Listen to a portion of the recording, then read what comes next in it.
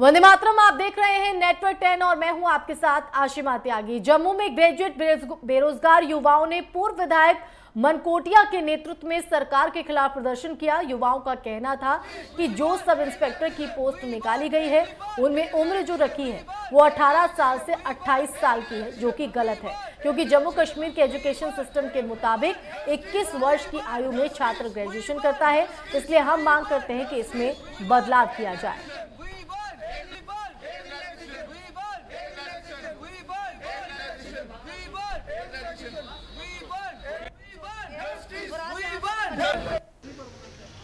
देखिए, आज हमारे नौजवान इकट्ठे हैं जो ग्रेजुएट हैं, और ये इसलिए इकट्ठे हैं कि गवर्नमेंट की तरफ से पिछले दिनों फैसला लिया गया कि लगभग 5 साल के अंतराल के बाद जम्मू कश्मीर में सब इंस्पेक्टर के जो रिक्त पद हैं उनको भरा जाएगा। उसके लिए एप्लीकेशन फॉर्म लिए जाएंगे, लेकिन इसमें खामी ये रखी गई कि इसमें एज लिमिट ये बताया गया है, एज लिमिट 18 से लेके 28 तक का एज लिमिट रखा गया है, तो जो कि बिल्कुल गलत है, क्योंकि यहाँ पे इस पोस्ट के लिए जो मिनिमम क्वालिफिकेशन रखी गई है वो ग्रेजुएट है, और जम्मू कश्मीर के एजुकेशन पॉलिसी एजुकेशन स्कीम के तहत कोई भी शख्स 21 साल से पहले ग्रेजुएशन नहीं कर सकता, यानी कि 18 साल में, 19 साल में, 20 साल में यहाँ ग्रेजुएशन करना असंभव है।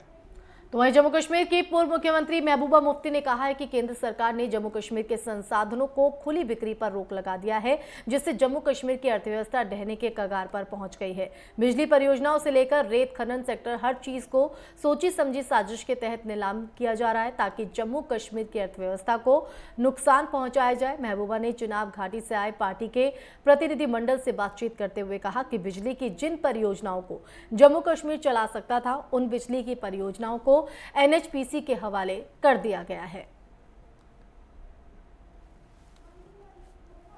जो मैरिट होंगे, अगर आप इस वक्त टेलीविजन में काम करते हैं, वो कोई और काम करेगा, तो उसको एक बच्चे को, एक लड़के को अपने फादर के एक्शंस के लिए रिस्पॉन्सिबल आप नहीं मान सकते unless and until you don't have proofs. Please, no argument. But sir, no argument. Ask a question and ये then. खाली 11 लोग नहीं है, 20-25 लोगों को इस साल में इन्होंने बरतरफ कर दिया। मैंने पहले भी बोला है, बार बार बोला है कि आप एक इंसान को कैद में डाल सकते हो, आइडिया को नहीं। तो वहीं जम्मू में पहली ही बरसात ने प्रशासन और नगर निगम की पोल खोलकर रख दी है। शहर में जगह जगह जल भराव देखा गया। तो वहीं पूर्व मंत्री रमन भल्ला ने गांधीनगर विधानसभा क्षेत्र के बाढ़ग्रस्त क्षेत्र राजीव नगर, कासिम नगर, नानक नगर, छनी हिम्मत, नरवाल पाए और गंग्याल समेत कई इलाकों का दौरा किया, जिसके बाद उन्होंने जमकर बीजेपी पर हमला बोला। उन्होंने कहा कि 2014 के बाद हर साल बरसात से पहले नालों की सफाई महज फोटो सेशन तक सीमित है। यही वजह है कि नाले साफ होने से लोगों को खासा परेशानी हो रही है।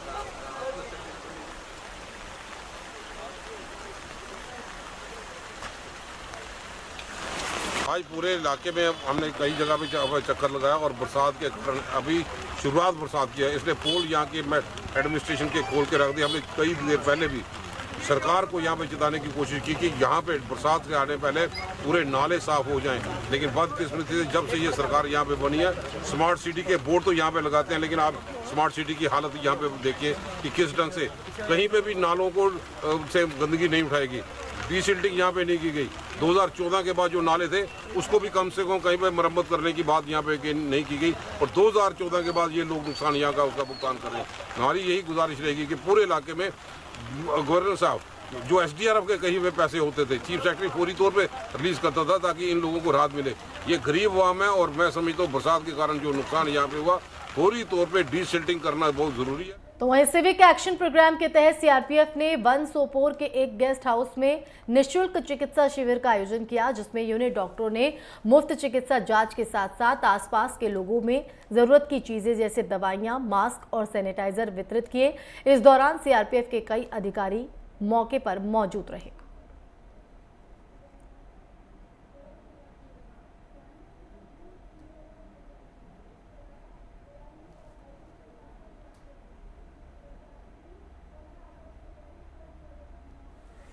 आसपास के गांवों से आए हुए आप सभी सर्वप्रथम मैं इस मेडिकल कैंप के प्रारंभ में आप सभी का स्वागत और अभिनंदन करता हूं। 177 बटालियन सीआरपीएफ निंगली इलाके में आज मेरे लिए फ्री मेडिकल चेकअप और उसके बाद में सारी मेडिसिन भी आपको फ्री प्रोवाइड किया जाएगा। बहुत ही अच्छा लगा, हम लोगों में बहुत खुशी देखने को मिली है और लोगों को इससे बहुत राहत मिलेगी। अगर ये कैंप आगे आ गया और हो जाएगा तो लोगों को इससे बहुत आसानी हो जाएगी। दवा मिली आपको? हाँ, दवा बहुत सबको मिली है और यहाँ गरीब गुरबा के लोग हैं उनको जो बाजार जाना था दवाई लेने के लिए, पैसे वगैरह खर्च करने के लिए, इसकी प्रॉब्लम नहीं थी यहाँ पर। इसको यहाँ पर फ्री दवाई दी गया है और सबको यहाँ पर दवाई। तो वहीं किश्तवाड़ के द्राबशाला तहसील में उपभोक्ता मामले और वितरण विभाग के टीएसओ कार्यालय में एक प्रेस वार्ता का आयोजन किया गया, जिसमें डीलरों ने बताया कि 2016 से 2021 तक विभाग ने परिवहन और अन्य खर्चों की प्रतिपूर्ति नहीं की है, जिसके चलते वो आर्थिक तंगी से जूझ रहे हैं। साथ ही उपभोक्ता मामले और वितरण विभाग से उक्त डीलरों का बकाया जल्द से जल्द जारी करने की अपील भी की।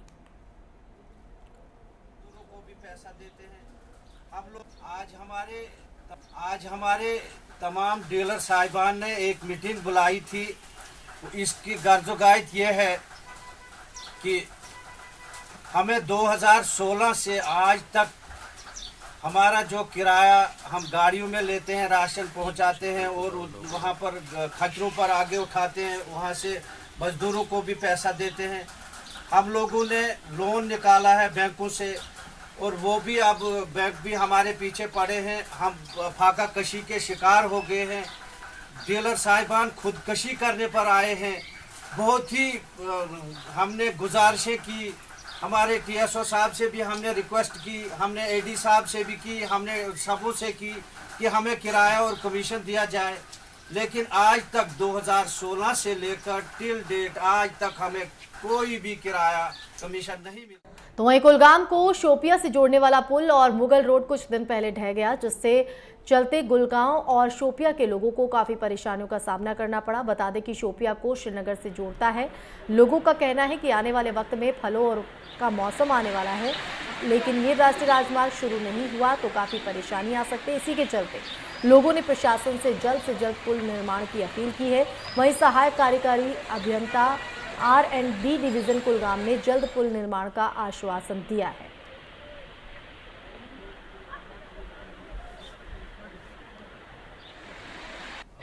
माध्यम से ये बात हायर ऑफिस तक पहुंचाना चाहता हूं कि ये इसकी बहुत ही इम्पोर्टेंस है। ये हमारा ये ब्रिज है, ये मगर रोड को भी कनेक्ट करता है।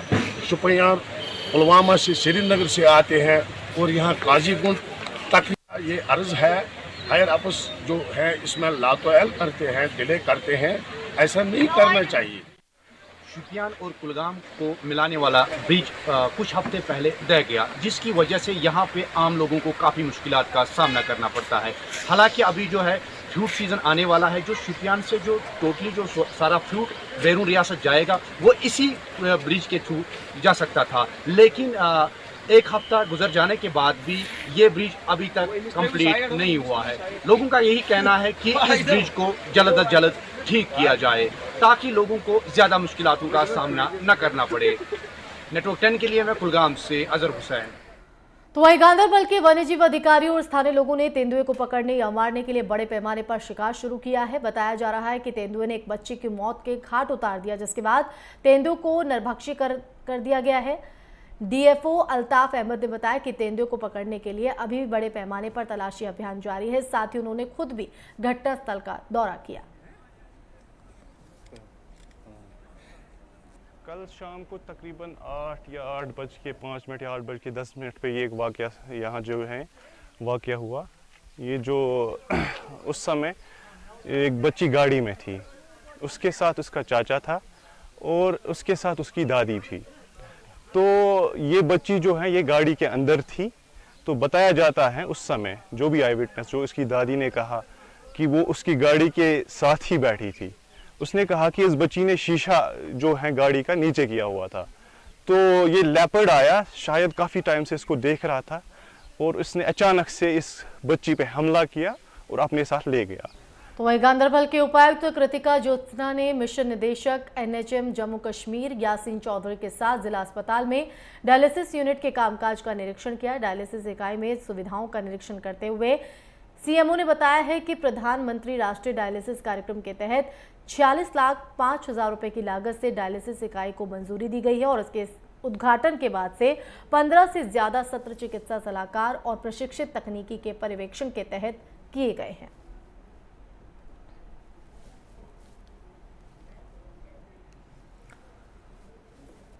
तो वहीं जम्मू कश्मीर पुलिस ने रविवार को हथियारों और विस्फोटक की तस्करी करने वाले ट्रक ड्राइवर को गिरफ्तार किया है। इस संबंध में जम्मू के वरिष्ठ पुलिस अधीक्षक चंदन कोहली ने कहा है कि हथियारों की तस्करी को लेकर मिले विशिष्ट इनपुट के बाद पूरे जम्मू में हाई अलर्ट जारी किया गया है और 1 दर्जन से ज्यादा जगहों पर मोबाइल वाहन चेकिंग नाके लगाए गए हैं। उन्होंने कहा है कि पुलिस की एक टीम ने गंग्याल थाना क्षेत्र के पुरमंडल मोड़ पर एक मोबाइल व्हीकल चेकिंग का नाका लगाया।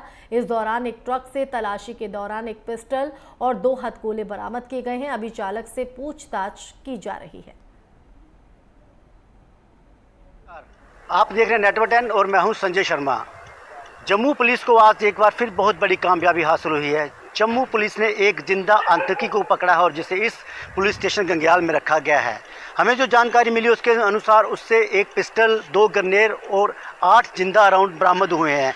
कहीं ना कहीं ये जम्मू के दहलाने की फिर से कोशिश थी जिसे हमारी JK पुलिस ने फिर से नाकामयाब कर दिया है। मैं आपको बताऊं कि इससे पहले भी इस फ्री पुलिस स्टेशन के अंतर्गत 3 मिलिटेंट पकड़े गए थे जिनसे इंटरोगेशन के बाद काफ़ी सारे खुलासे हुए थे और आज भी उम्मीद यही जताई जा रही कि जो मिलिटेंट पकड़ा गया है उससे और कहीं काफ़ी खुलासे होंगे।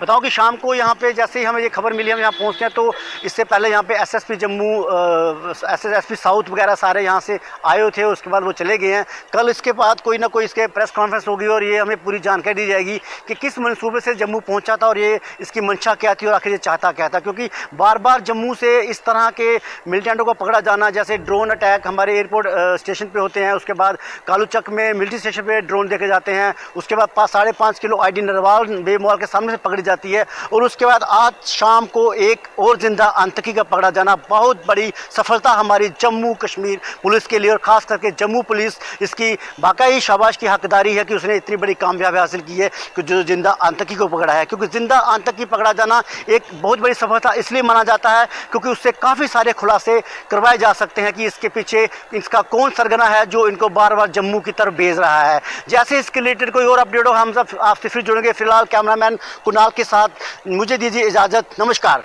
आज हम आपको एक ऐसे शख्स से मिलवाएंगे जिन्होंने बेरोजगार होने पर हताश या निराश होने की जगह खुद एक ऐसे व्यवसाय की शुरुआत की जिससे वो खुद भी अच्छी कमाई कर रहे हैं बल्कि दूसरों को भी रोजगार दे रहे हैं। ये कहानी है काजगुंड के बिलाल की, जो एक मछली फार्म के जरिए पर्यटन और रोजगार को बढ़ावा दे रहे हैं तो साथ ही युवाओं के लिए एक उदाहरण भी बन गए हैं और प्रेरणा भी हो रहे हैं। देखिए रिपोर्ट। कश्मीर में बेरोजगारी का मसला जो है दिन ब दिन बढ़ता ही जा रहा है, जिसकी वजह से यहाँ का नौजवान तबका डिप्रेशन का शिकार हो गया, गलत फैसले ले रहे हैं। खासकर अगर बात करेंगे यहाँ साउथ कश्मीर की या नॉर्थ कश्मीर की, तो दिन ब दिन जो है लोग डिप्रेशन का शिकार होने के साथ साथ उसके बाद जो है नशे की लत में लग जाते हैं। या बहुत सारे ऐसे भी लोग हैं जिन्होंने खुदकुशी का रास्ता इख्तियार करके अपनी जानों का जिया किया है। क्योंकि यहाँ पे अगर बात करेंगे बेरोजगारी के ग्राफ की, वो दिन ब दिन साल ब साल बढ़ता ही जा रहा है।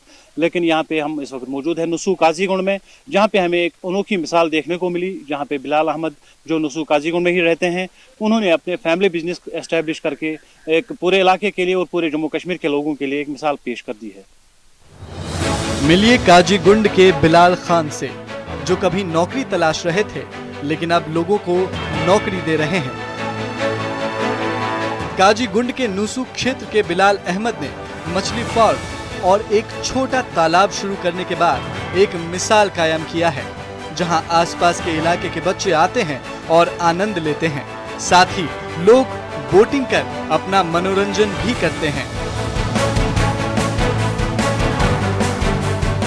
बिलाल ने इस मछली फार्म की शुरुआत 2007 में कोई नौकरी नहीं मिल पाने पर की थी और आज वो अपने परिवार के सदस्यों की मदद से मछली फार्म का संचालन करते हैं। मैंने ये पॉन्ड कुछ साल पहले शुरू किया था फिशरी डिपार्टमेंट की मदद से, तो उन्होंने मुझे कारक सीड दिया और मैंने इसमें पालना शुरू किया। यहाँ अच्छी मछली बनी, बहुत बड़ी बड़ी मछली हो गई, तो ग्रोथ अच्छी हो गई यहाँ पर मछलियों की। तो मैं फिर कुछ साल तक वो सारे इलाकों को बेचता रहा, लोग आते गए, मछलियाँ लेते गए। फिर मेरा आइडिया आया क्यों ना इससे तो पूरा सेक्शनल रोजगार नहीं है खाली मछलियों का। मैंने सोचा यहाँ आसपास ये श्रीनगर के बगैर यहाँ कोई ऐसा ये नहीं है जहाँ बोटिंग सिस्टम हो। थोड़ा मैं टूरिज्म बढ़ाऊँ इसमें, ताकि आसपास के लोग जो परेशानियों में मुब्तला लॉकडाउन की वजह से, बाकी यहाँ जो हालात है उनकी वजह से, क्यों ना इनके लिए भी थोड़ा सा अम्यूज़मेंट बनाया जाए। लोग आएंगे यहाँ, इनके बच्चे बोटिंग करेंगे, सैर तफरी करेंगे, तो एंजॉय करेंगे। तो इसलिए मैंने फिर ये आइडिया निकाला कि हम इसमें बोटिंग शुरू करेंगे। बिलाल अपने फार्म में कई प्रकार की मछलियां पालते हैं, जिसमें cork fish, common cork, grass cork और सिल्वर कॉर्क शामिल है। बिलाल यही नहीं रुके। कुछ साल बाद जब मछली फार्म का विचार काम आया, तो बिलाल ने इलाके के बच्चों के लिए एक मनोरंजन केंद्र खोलने का विचार किया, जिसके बाद कोलकाता से बोट मंगवाकर उन्होंने इस पॉन्ड में लोगों के लिए बोटिंग की भी व्यवस्था शुरू कर दी, जिसके बाद यहाँ लोगों के आने की संख्या बढ़ गई और इसी के साथ बिलाल की व्यवसाय भी। नेटवर्क 10 से बात करते हुए बिलाल ने कहा कि पीक सीजन के दौरान उनके पास लगभग 20 कर्मचारी काम करते हैं।